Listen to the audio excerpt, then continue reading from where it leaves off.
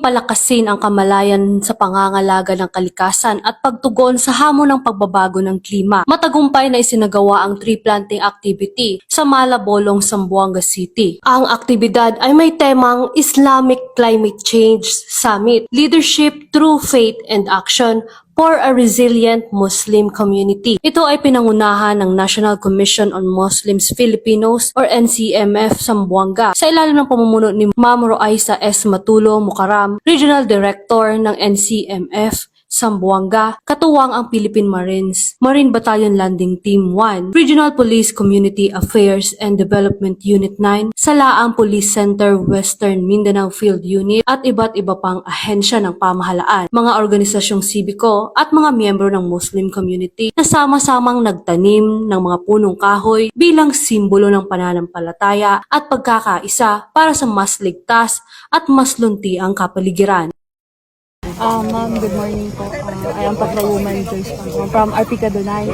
So, ang question namin, ma'am, congratulations po sa matagumpay na activity na tree planting po. So, ano po ma'am yung layunin kung bakit meron tayo nitong tree planting? Good morning po sa inyong lahat at ako'y nagpapasalamat na kayo ay nandito po. Thank you sa aming activity ng tree planting. Ang layunin po namin dito, ito po yung contribution po ng Muslim Filipinos sa ating climate change. Actually po, hindi lang po ito dito sa Pilipinas, ito po ay worldwide natin ginagawa.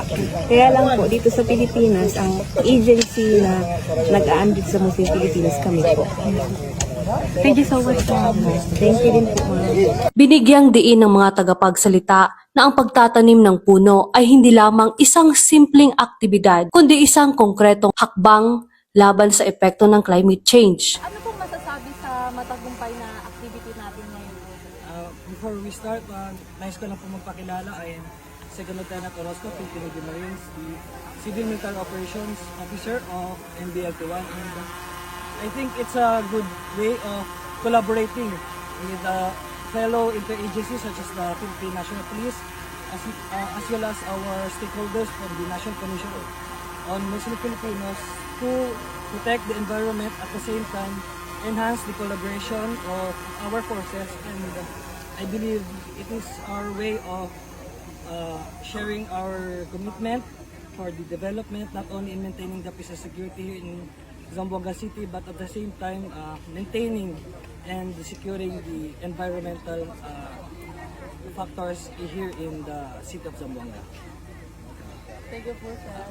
Ang pananampalataya at malasakit sa kalikasan ay dapat magsilbing gabay sa pangangalaga ng kapaligiran. Sa pamamagitan ng aktibidad na ito, inaasahang mas lalo pang titibay ang pagkakaisa ng pamayanang Muslim sa Zamboanga, kasabay ng kanilang pangakong maging huwaran sa pangangalaga ng kalikasan at pagtutulungan para sa mga susunod na henerasyon.